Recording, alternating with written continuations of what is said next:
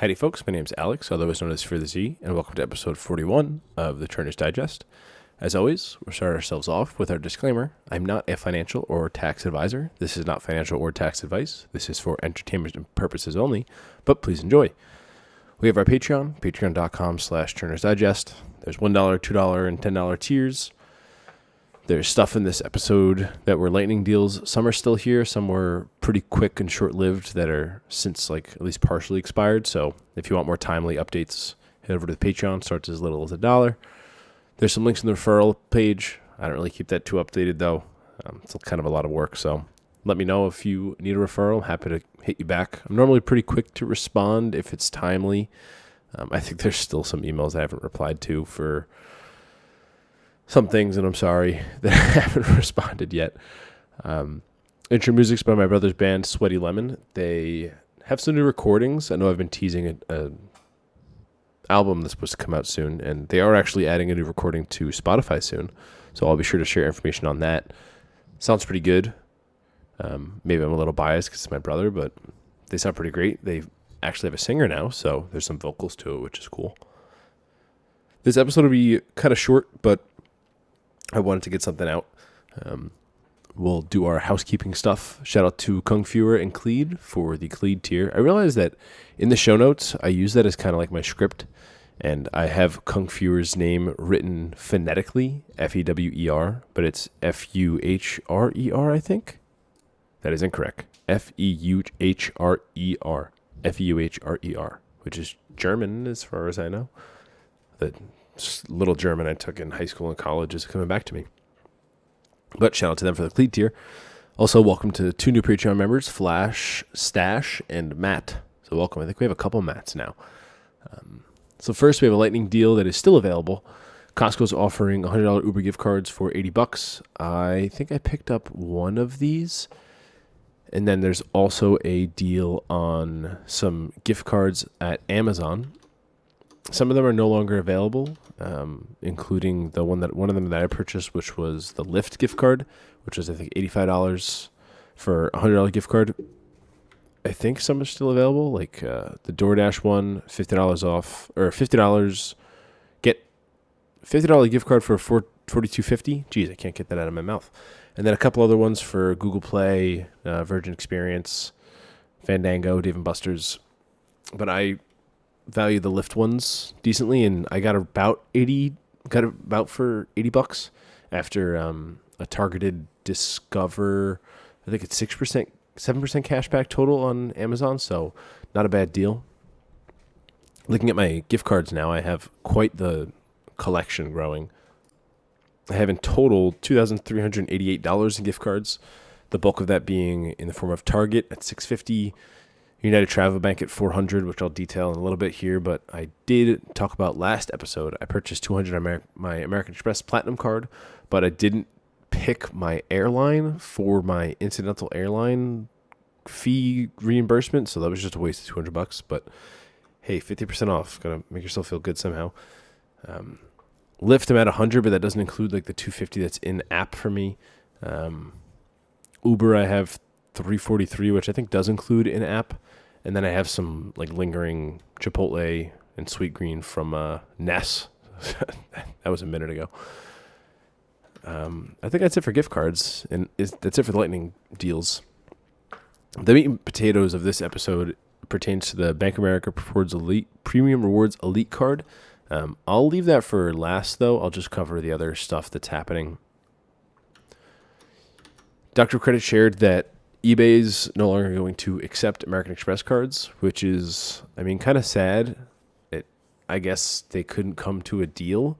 I know that like big sites and big retailers can negotiate with these merchants, at least specifically with card issuers like Visa, MasterCard, and American Express and Discover for certain rates on what their interchange will be, and maybe they couldn't come to an agreement, and eBay just decided to fully stop carrying American Express. I think someone in the Dr. Credit comments called out that they still accept PayPal, and you can use American Express through PayPal, so I wonder if eBay has a better deal through PayPal. I think I remember eBay being like exclusively PayPal at one point. Maybe I'm making that up. Not sure. next, this is from Discord user. Oh boy, Alien Human. I think that's how you pronounce it. I've definitely seen them a bunch on Discord, and I haven't really tried to pronounce their name out loud before, so sorry. But they think I already shared this. Discover's quarter category for next quarter is Walmart and groceries, and they called out that it was interesting that this is what's coming next, considering Capital One is purchasing Discover. At least it's in plans of happening, and Walmart and Capital One have just parted ways on their card and their partnership. It is interesting timing. I'm sure these things are lined up way in advance, but I wonder if Walmart won't be a Discover category once Capital One, if and when Capital One acquires them.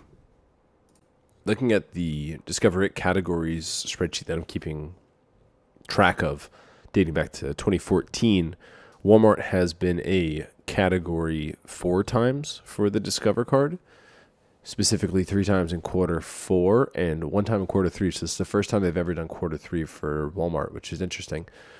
So we'll see if they just drop it or if it doesn't really have much impact. Curious to see what happens and if the deal even goes through. I think it will, but I mean, I don't know. Not financial advice. All right, moving on. Wells Fargo launches a new Attune World Elite MasterCard. The sign-up bonus kind of stinks. It's only $100 after spending $500 in 3 months. And Wells Fargo will also make a donation of $50 to a nonprofit organization, Capital Link, for each cardholder who qualifies for the welcome bonus, which is kind of cool. Kind of just like whitewashing, but whatever. And the card has some interesting rewards that might be useful to some. It earns 4% back on fitness and wellness, like gym memberships, exercise classes, salons, and spas. Also 4% cash back on select sports, recreation, and entertainment, including live shows and sporting events, gardening and floral stores, as well as pet supplies, boarding, and grooming. And 4% on purchases like public transit, electric vehicle charging stations, and select thrift stores, and 1% for all of the purchases. I know a lot of people in the Doctor of Credit comments are roasting it for being like a millennial card or like a Gen Z card or like what's the term? Like a hippie card. But these categories aren't ones that I really see targeted super often, and I can't seem to find it right now. Oh, here it is. Their categories are kind of exhaustive. Like on Wells Fargo's page, they break down each of the categories, and there's a lot included.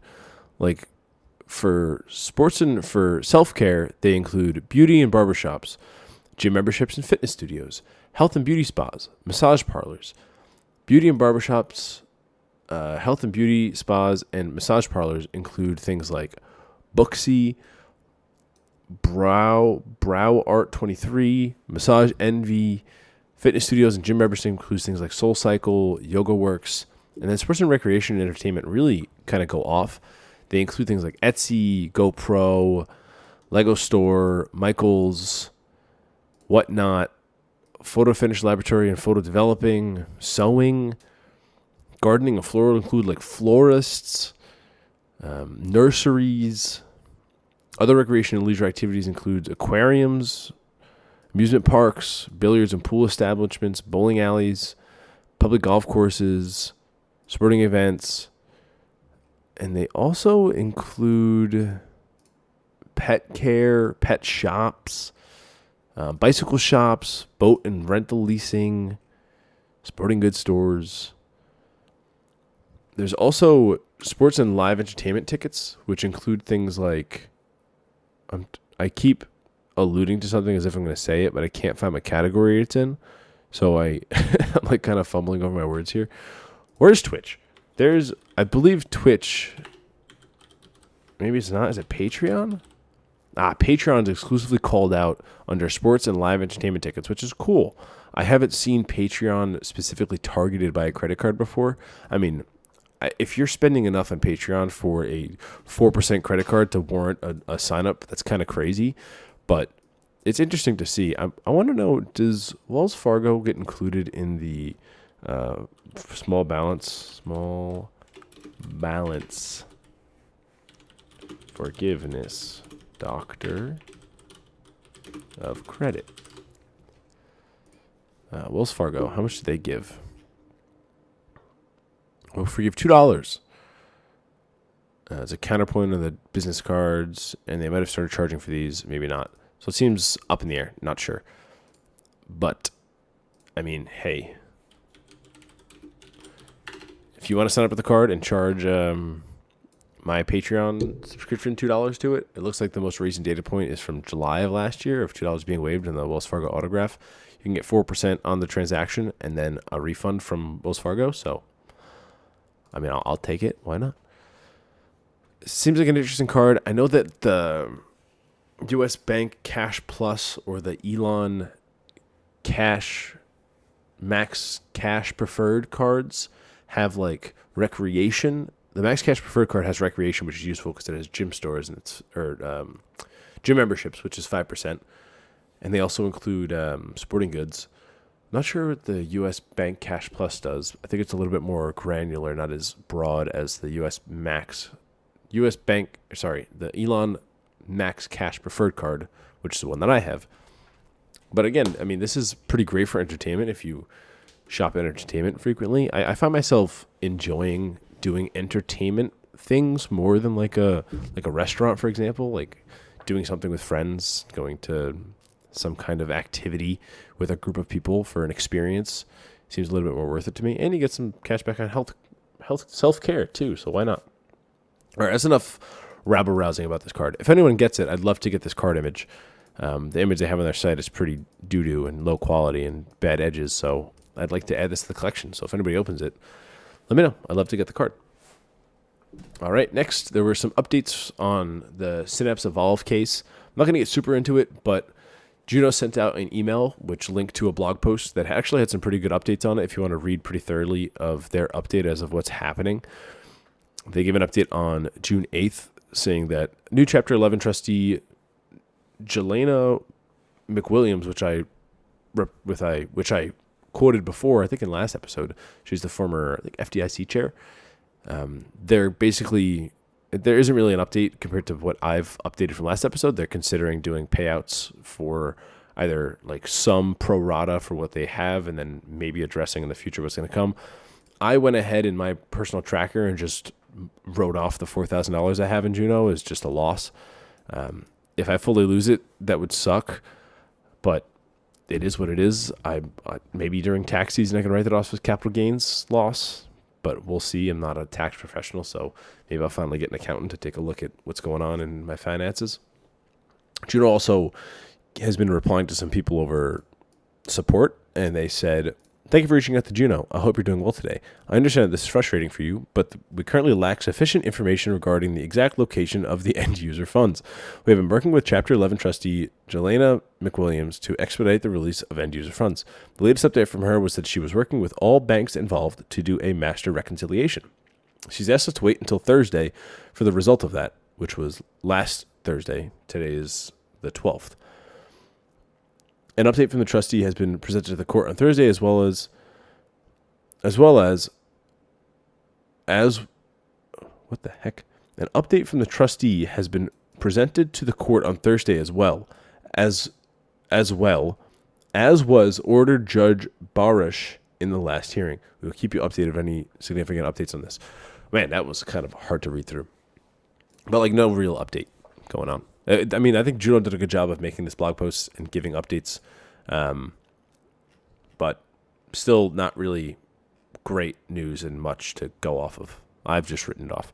One thing I did find interesting was the FDIC updated their blog post or made a new blog post on banking with third-party apps where they talk about this exact situation where they are saying that there is FDIC deposit insurance and then there's non-bank companies. But if you open an account with a non-bank company that says it will deposit your money in an FDIC insured bank, will you be eligible for FDIC deposit insurance coverage? The short answer is it depends. And then they go on to explain like what actually happens in this, and they state that these banks have to carefully word what they are as being not a bank and not a financial company, but like a tech company, and that their partner banks or who's FDIC insured, not them. This is definitely in direct relation to what's been going on with Synapse. And I was passing by a TV today of Powell. I always forget his first name, but I don't even know who the hell he is. Powell, U.S. stock. What the hell's his name? Fed. Powell, Fed. He is the Federal Reserve Board chairman. Yeah, Chair Powell. He said today that the banking industry is rock solid. I was like, do you know there's like hundreds of millions of dollars that are just people poofed out of nowhere? I get that it's not like banks, but like it is banks and it's people's funds.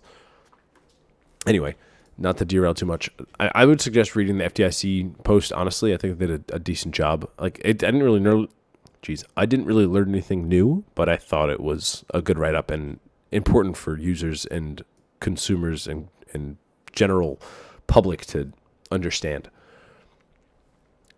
Next, I hadn't been keeping up on Discord too much, and I've talked about this before, but there's a former Curve employee who like chats in the Discord channel who I verified used to work at Curve, but take my word for a grain of salt. He said that the global CFO gave their 2 weeks notice on the 15th of May, and we just received an official, and he was saying that things don't look great for Curve. It's kind of rocky. Things are coming down the pipeline. Be careful.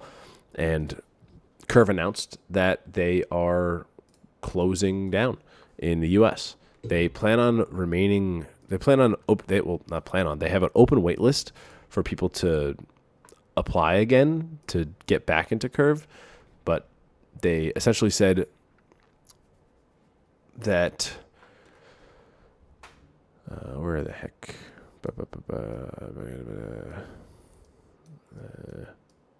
As part of our changes, we need to pause the Curve beta program currently offered in the U.S. due to the termination of our Curve credit card account with Hatch Bank, our sponsor bank, while we integrate with a new sponsor bank. I know I've heard a lot of headaches with Hatch, especially with H. Bradley used to use Hatch before they switched banking partners to NYCB, and that was a huge headache for them.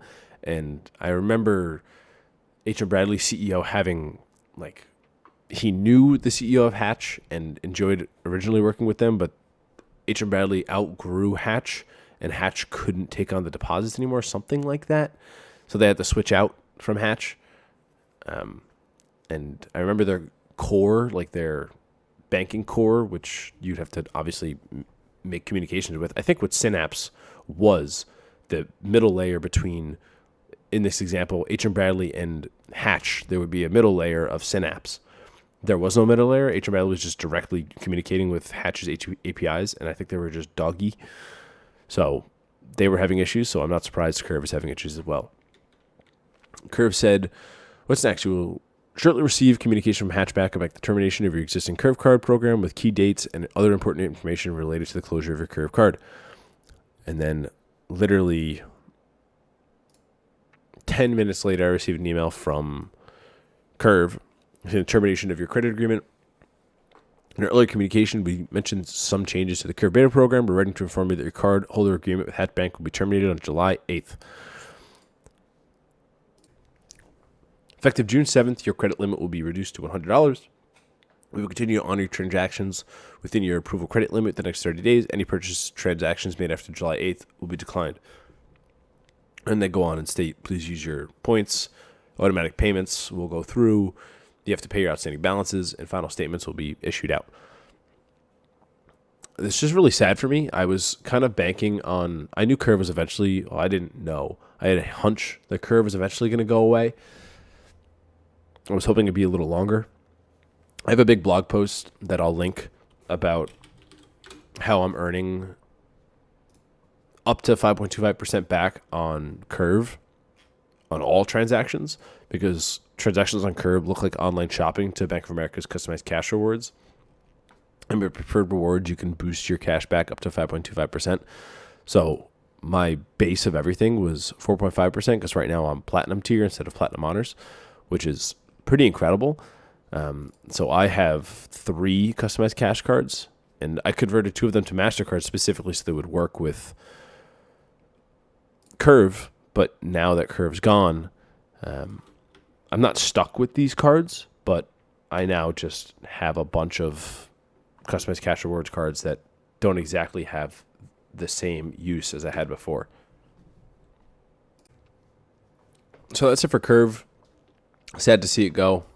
It'll forever hold a part in my heart of whenever I use the card, I feel like I'm actually living in the future. Like, it's gonna feel so weird not being able to change my card I use retroactively. Now I'm really hoping for Cloaked to actually be decent. I think they're still working on physical cards. I think they said like maybe Q3 of this year they want to have a physical card that will work similar to Curve. But I guess I'll have to start loading up my wallet again in my digital wallet and start to figure out things better that way. What a pain, man.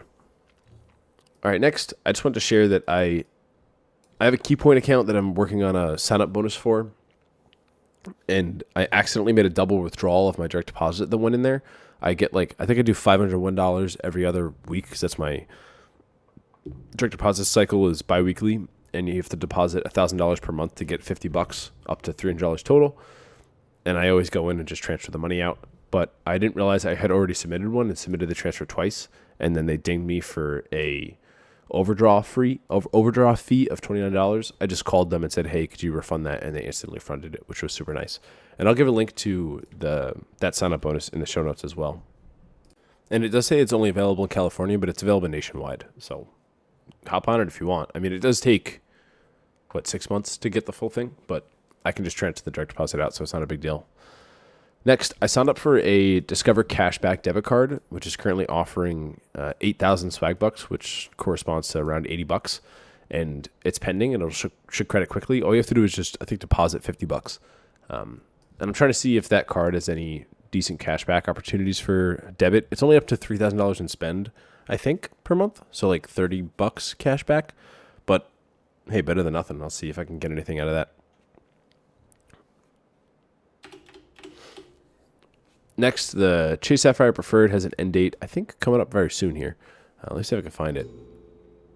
End date's the 22nd. So if you're interested, affiliate links are tomorrow is the end date at 2 p.m. But in-branch offers are good until the 22nd. So if you're interested on the affiliate links, hop on it before it's too late.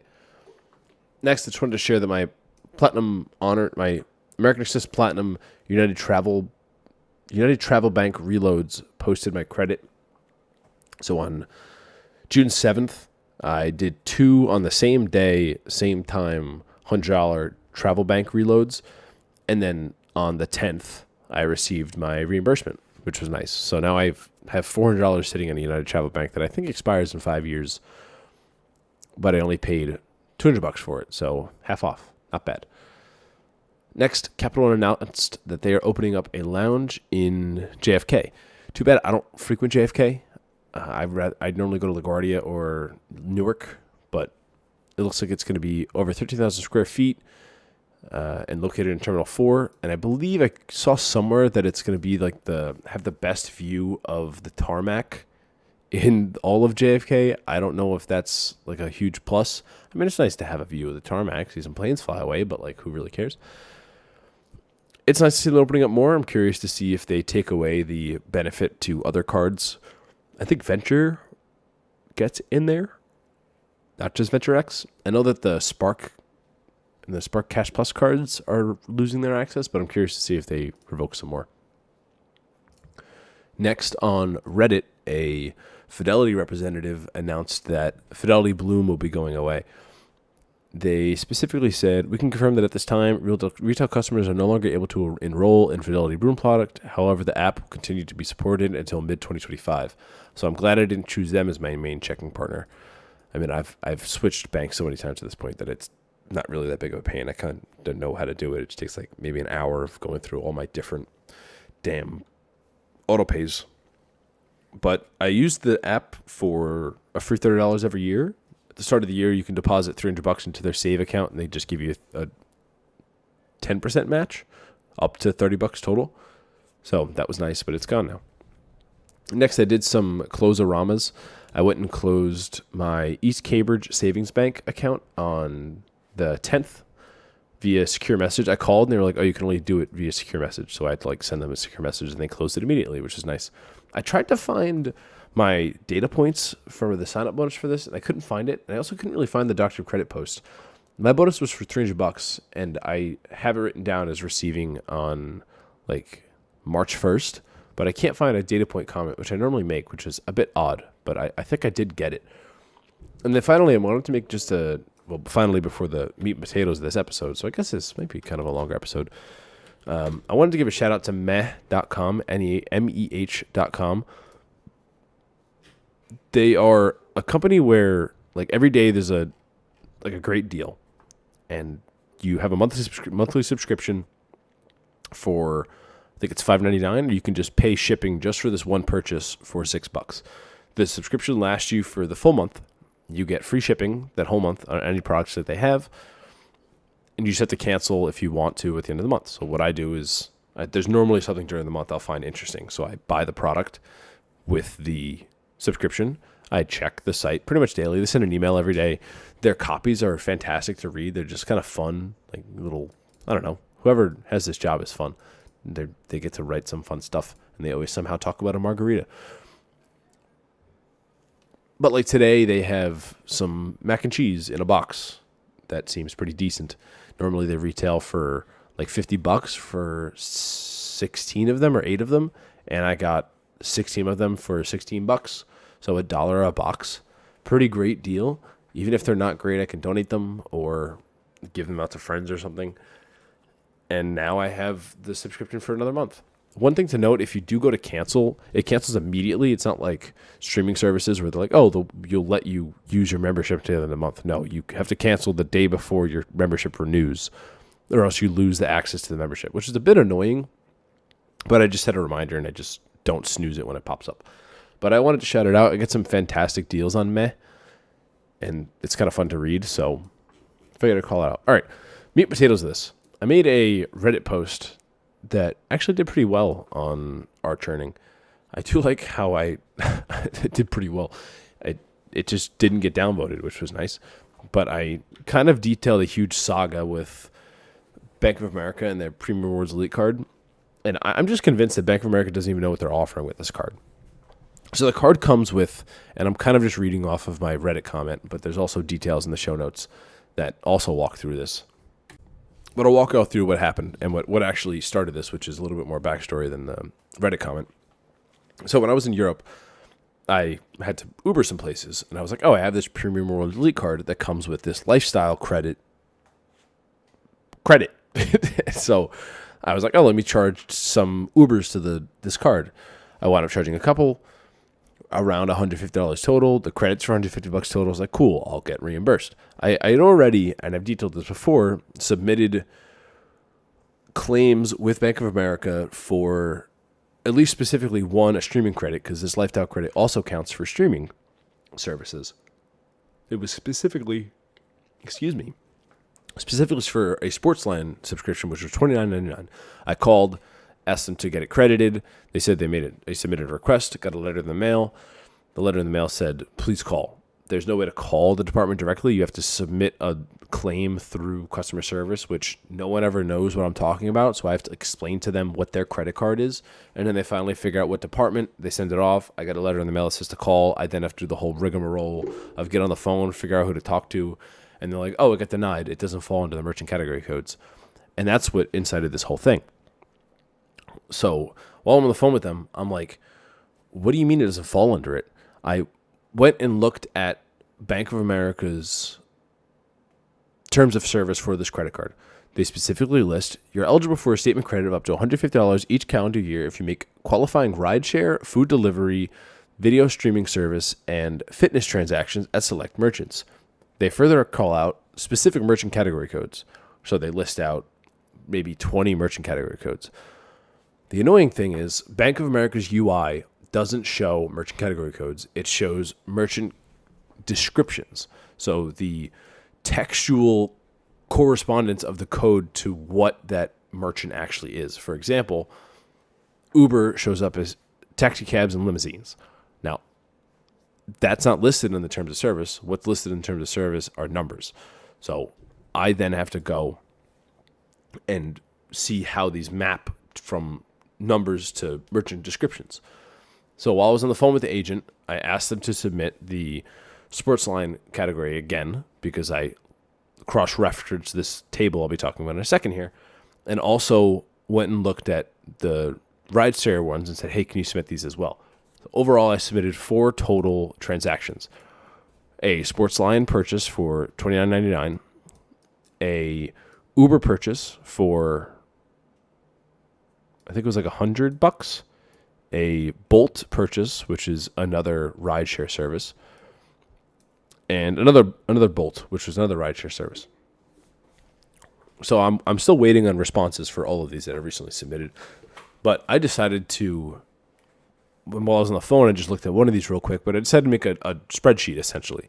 There's a link spreadsheet in the Reddit comment, as well as just a markdown table of merchant category to merchant name to what I think it falls under on Bank of America's lifestyle credit.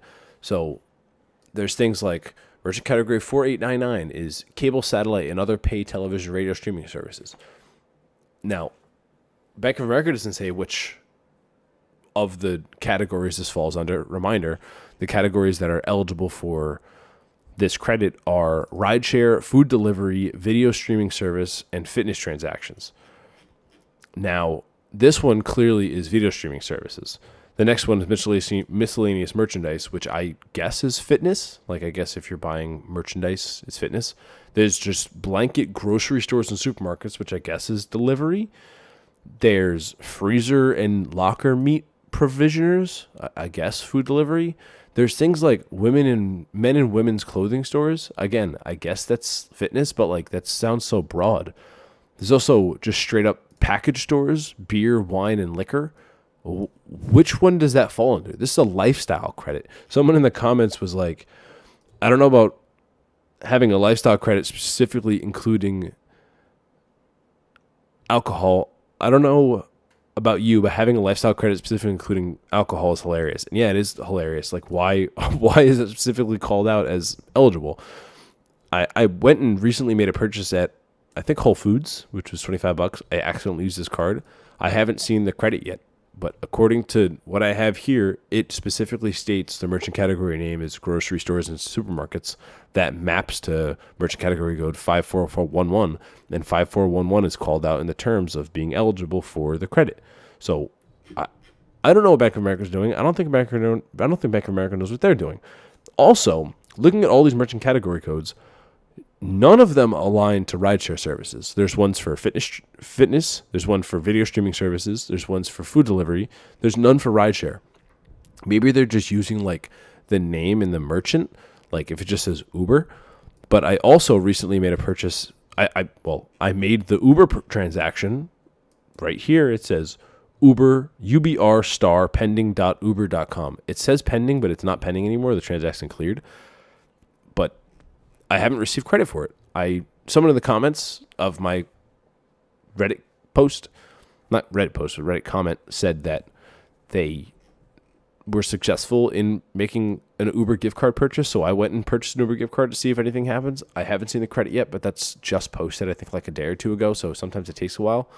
I've never gotten this credit to manually trigger or automatically trigger. When I got to use it last year, it was for HBO.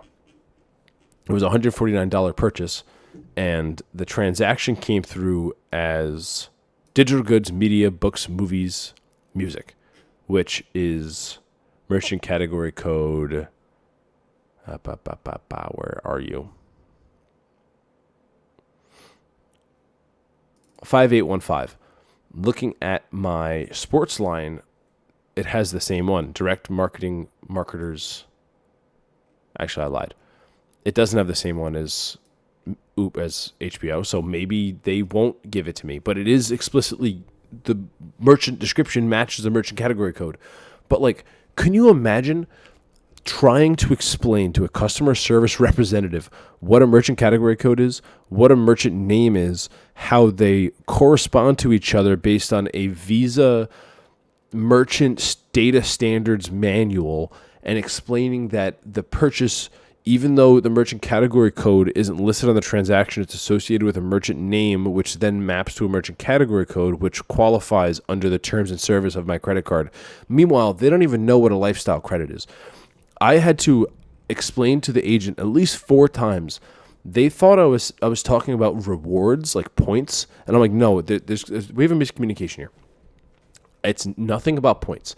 This comes through as a credit. You can go back to August of last year and look at my transaction. There's a purchase for HBO, and then there's a credit for HBO for the lifestyle credit. It has nothing to do with points. She's like, well, I see that you earned the proper amount of points. I'm like, it's not points. I can't talk to it. I'm like, can I talk to this department specifically? She's like, no, they don't. The only communications they have are via claims that you submit through me, and then they mail you an answer. And the answer in the mail just says, here's the letter. Here's an update on your request. Thank you for contacting us. We've completed our research. Please call us so we can give you an update. You can reach us anytime at this phone number, and then they give me a case number. And you call that phone number, and you give the case number, and they're like, we don't have a case number for this. You're in the wrong department. Let me send you over to Visa Card Member Services, but it's not a Visa thing. It's a Bank of America thing. Oh, boy. That's what led me to make this huge post. I don't think Bank of America has any idea what they're talking about. I don't think they know what this credit is. Apparently, it has worked for some people. Apparently, Uber gift cards work for some. It hasn't worked for me yet. Curious to see what happens here. Oh, man. And on top of it, this card is being renewed for me on the 20th. Now, if I'm able to use all the credits within a year, I get $300 with $300 airline incidental credit, which I use for American Airlines gift cards. Those don't expire. Nice. That's why I have 548 of them right now. $548 worth of American Airlines gift cards, which I'm like, I don't know how I'm going to use that. $150 worth of lifestyle credit, which, as far as I know, isn't for lifestyle purchases. I mean, apparently I could just go to a liquor store and buy something, but I doubt that would even trigger. And then good luck calling Bank of America and explaining to them that liquor stores are included in their lifestyle credit based on their merchant category codes they call out. And you do get 20% boost to your points, but their portal's horrible. They don't have budget airlines. I'm stuck using American Airlines gift cards, so when am I ever going to use the portal? All signs are pointing to me closing the card, but the only reason why I'm considering keeping it is just because the Priority Pass comes with restaurants. I mean, I'm flying out of Logan tomorrow. I plan on using my access to go to the restaurant. That's a value for me, at least $28 when I go visit. And when I go abroad, I get it as well. Is that enough to warrant me keeping the card? It shouldn't. I mean, looking at my Priority Pass logs, my Bank of America Premium Rewards Elite card, is that what I call it? Is that what it's called? Preferred Premium? I have gotten a total value. I keep track of my Priority Pass visits. I've gotten a total value for what I consider to be value. The value is what the credit was. For example, Stephanie's.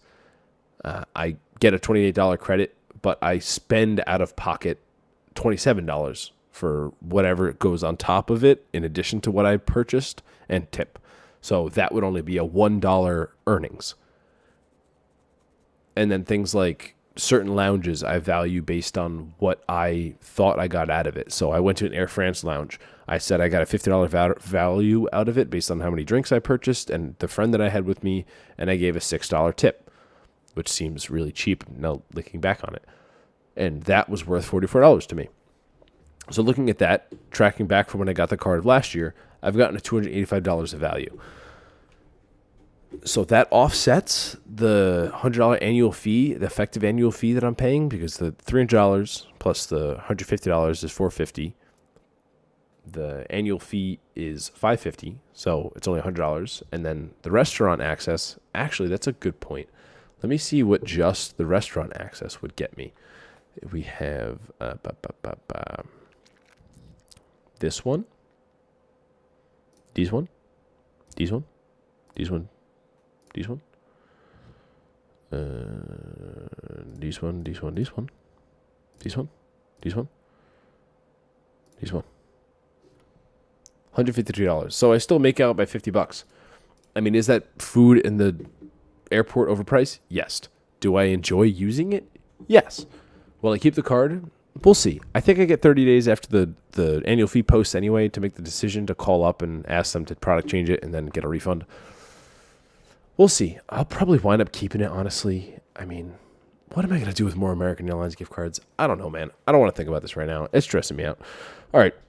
Last thing I wanted to comment on was, speaking of that incidental airline credit, I finally used the rest of this card's incidental airline credit. I used, I think it's $71.50 for like actual incidental airline purchases. And then I made 2 American Airlines gift card purchases for $100 on the same day, just like I did for American Express Platinum card.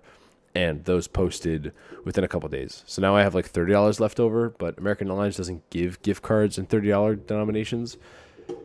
In $30, and United Travel Bank only goes to $50. So I don't feel like eating $22.50.